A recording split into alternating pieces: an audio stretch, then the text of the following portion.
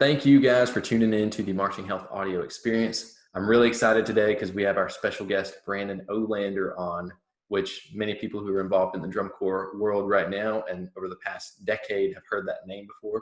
So Brandon, welcome to the show. Give us a little personal introduction about yourself and your drum corps and regular life outside of that. Yeah, thanks for having me. I'm excited to be here. I have done drum corps the past six of 7 years. I took a year off. I marched at the academy, and then I marched for Blue Devils for 5 years. Um, I have done I&E twice, and I won both times on snare drum. I'm a snare drummer, if anyone doesn't know. Um, yeah, I'm from Tucson, Arizona, and I just graduated from the U of A. Luckily, before all this online university, so glad about that. Yeah, that And would be pretty miserable right now. So you yeah, came to kind of drum corps fame when you were pretty young. Tell us what that experience was like, because that's how most people my age recognize you. The kids now didn't necessarily see that. They see you now as the person who won I&E and were the center snare, became the center snare for Blue Devils. So tell us what it was like to go from YouTube sensation to actually being the man on the Blue Devil snare line. yeah, I just count myself really lucky to be able to have gone to these System Blue camps that they put on, which were such an awesome experience, just to be able to learn from people who had been in the Blue Devils, and then also to get to play with the Blue Devils. And so I had gone to the System Blue camp the year before that in 2009, and had the chance to play the ditty with them. Scott just saw me like playing along as they were playing it, and so he told me to get up there. And he kind of did the same thing the next year, and he and the camera happened to be on, so they took a video of it, and kind of blew up, which I'm really fortunate about. I think because I think that kind of cemented my close relationship with Blue Devils and with a lot of the staff there.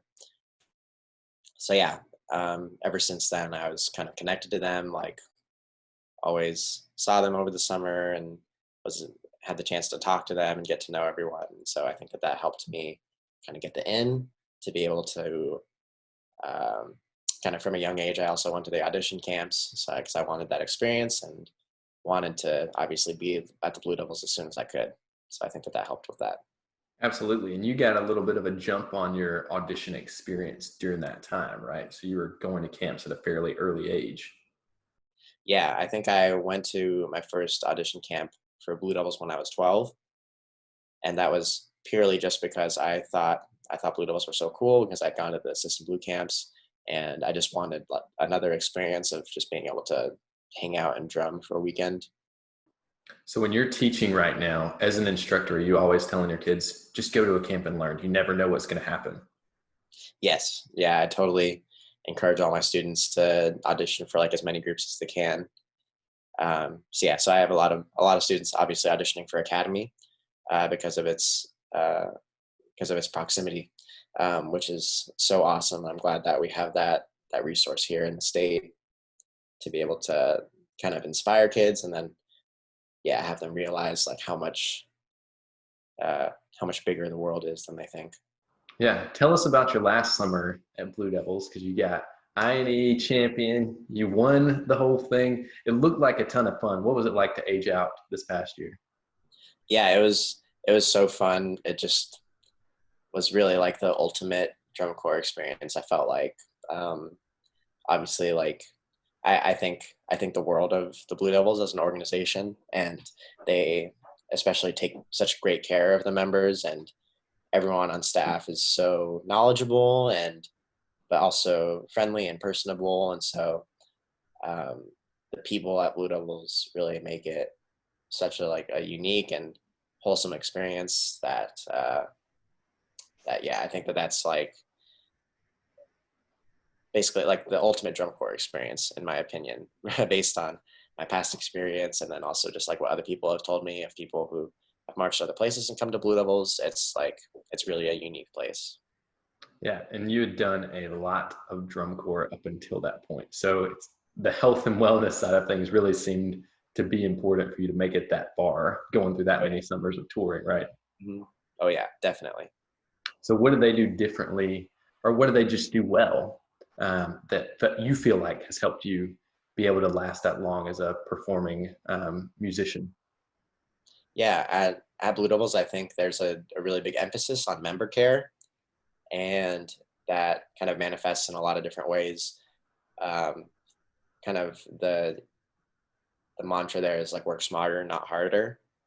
And so we're never really like churning out reps like some other cores might do. Um, and I think a lot of cores are kind of coming around to this idea too of like it's good to give the body a break and like not um, not kind of beat you down. I feel like that was like the mentality of drum corps of old. Um, and then also we have a health and wellness team, which is made up of different physical therapists and people of different medical backgrounds. That we have a couple nurses who come on tour with us for different times of the year, and so having them on hand is really really beneficial. The members are able to during their meal breaks kind of talk to them about their own health and if they have any issues and like kind of what they can work on, different exercises, different stretches, and assessing whether they need to sit out like for a rep or and then go back for a rep kind of deal. So just having that kind of open line of communication has been really beneficial as well. So when Brandon and I actually met each other for the first time in person, I was running around in the lot in Atlanta giving snare lines Gatorades and was got dehydrated myself because Atlanta is so dadgum hot and humid. And Brandon and I saw each other because I was going through the drum corps food truck lines just trying to find something to drink. And we had a moment where it's like, I know you because I've seen you on YouTube and he's seen me because I'm on Instagram. And he just looks at me as like, do you need something to drink? It's actually this cooler, not that one. Let me help you. So he's just a really down to earth human being and very helpful. And being a section leader and having the spotlight on you, especially at that young of an age, requires a lot of humility. So tell us where that comes from and just your general leadership skills, what things you value. Oh, well, I have to say thank you for all the kind words. Um, I guess growing up, my parents are both pretty quiet and reserved, and they're not like they would never be showboaty or anything like that. And so I think I've kind of emulated that. And as far as leadership goes, I definitely um, saw myself more as like a mediator, especially at Blue Devils. Everyone is so talented and um, capable of basically figuring things out for themselves as performers. That I really just tried to kind of facilitate the um, the rehearsals and like helping people understand whether it's like what the chunk is or anything like that. But I was always trying to get feedback from people and trying to make things as democratic as possible, where people felt like they had a voice and then people could have their own opinions that we could kind of share, um, but obviously trying to do it in like a timely manner that made sense with the rehearsal situation. Mm-hmm. And it's funny you use the term democratic because you were a poli sci major, right? Yeah, yeah, I was. So those kind of go hand in hand. Sure, yeah. So tell us what life is like now that you're aging out. Are you taking on a bigger teaching role, bigger performing role? What are the things that are coming in the future for you?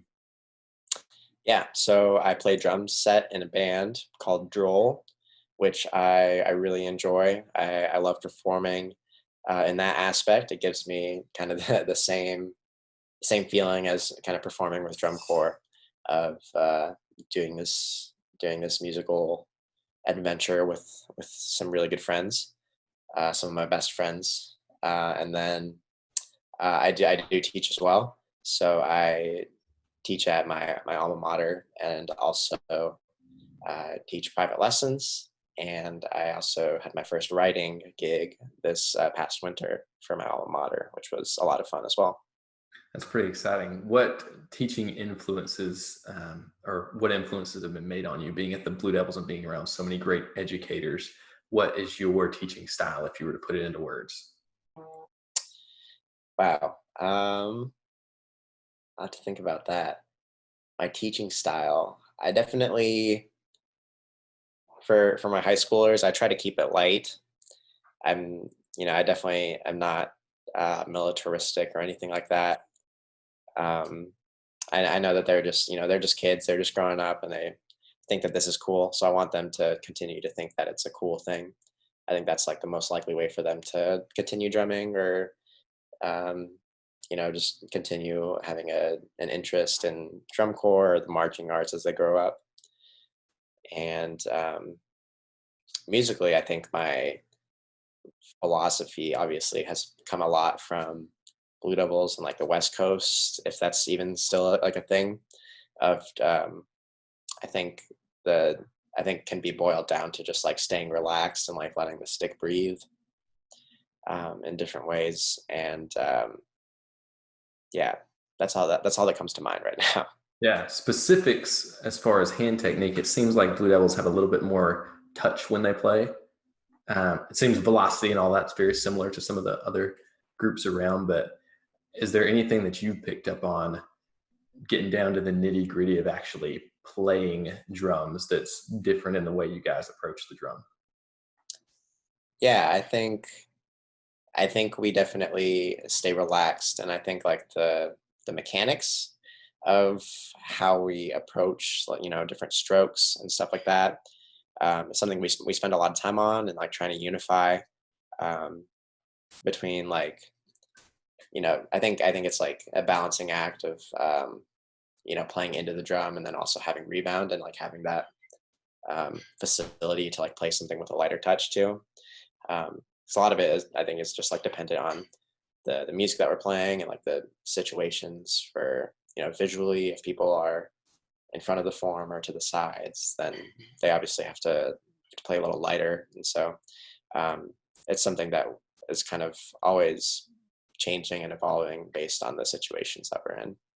Absolutely. You do what the music calls for, right? Sure, yeah, definitely.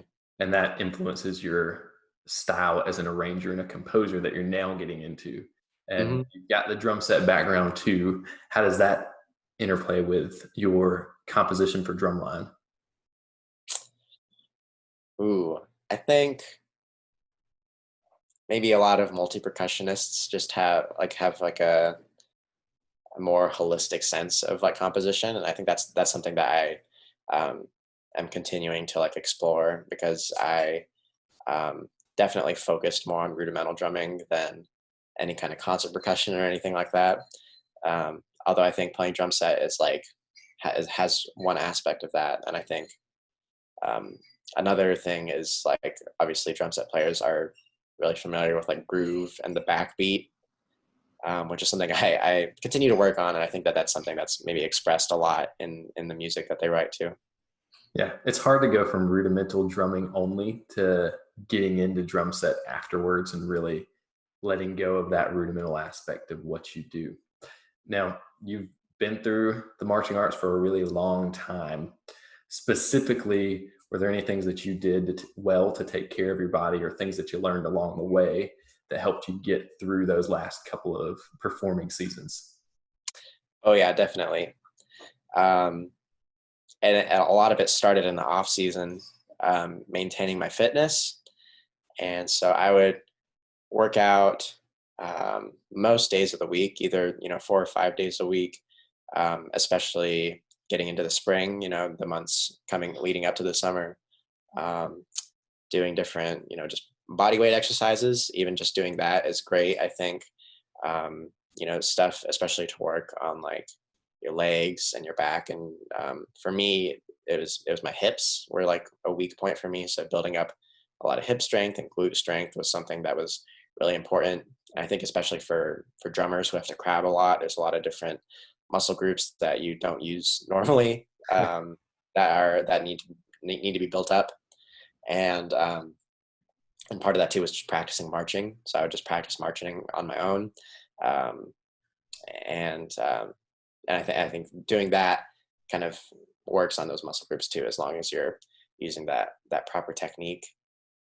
Um, I also, another thing that's really emphasized at Blue Devils is stretching, and we do a lot of dynamic body movement too. So I think that um, that plays into it as well. I think they they do a good job, especially like the visual staff does a good job of incorporating different philosophies, different parts of we do like yoga movements, and then we do obviously like the dynamic stretches to warm up and stuff like that, and then also we do some longer form stretching just to build up like the mobility and the flexibility of different muscle groups.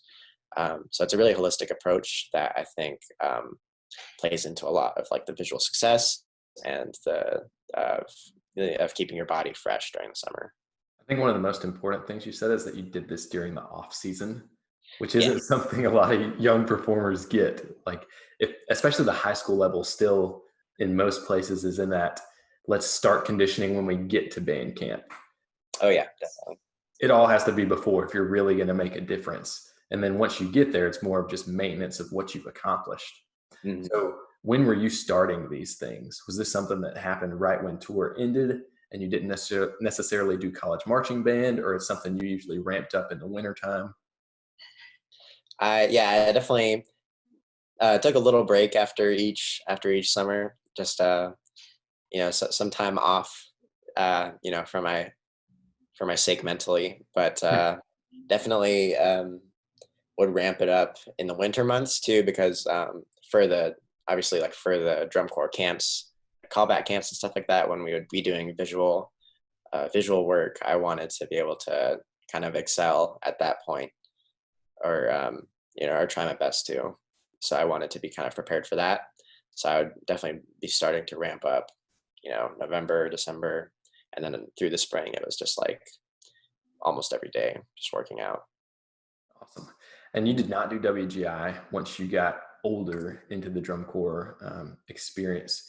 How do you feel about that as far as just your physical standpoint? Did that impact you at all, or you felt like you were fresher when the summer came around, or it just wasn't something that really, played much of a role? Yeah, I think for me personally, I maybe had to work out and exercise and practice marching more than my peers because I wasn't doing WGI. Hmm.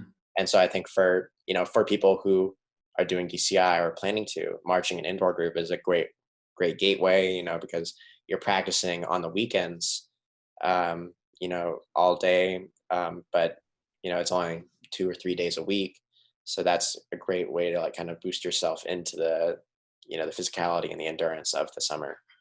Right. Because it's really hard to go from nothing to spring training, which is, full 12-hour plus days of having the drum on and being back on the field. So But yeah. Mhm. that's all great. What ways can people get in touch with you or follow your band as they're hearing this and want to learn more about Brandon Olander and his future projects? Sure. Yeah. I'm on Instagram, Brandon Olander.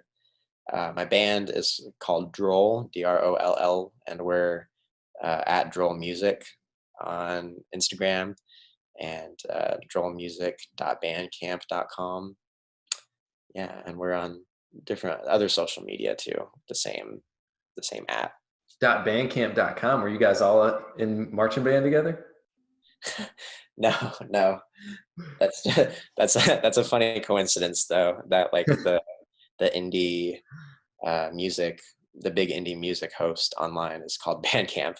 Oh man, I'm going to sound like such a boomer for saying that. No, Not no, no. knowing indie Eh, music Yeah, URLs. I don't think a ton of people know about Bandcamp, but yeah, it's a cool resource for sure. That's awesome. Well, I appreciate having you on. It's great to talk to you today, Brandon. And obviously, best of luck continuing on with Droll. People go to their shows when they can tour again because they're Oh awesome. yeah, thank you. Yeah, thanks so much for having me. It was great to talk. Yeah, man. We'll talk again soon.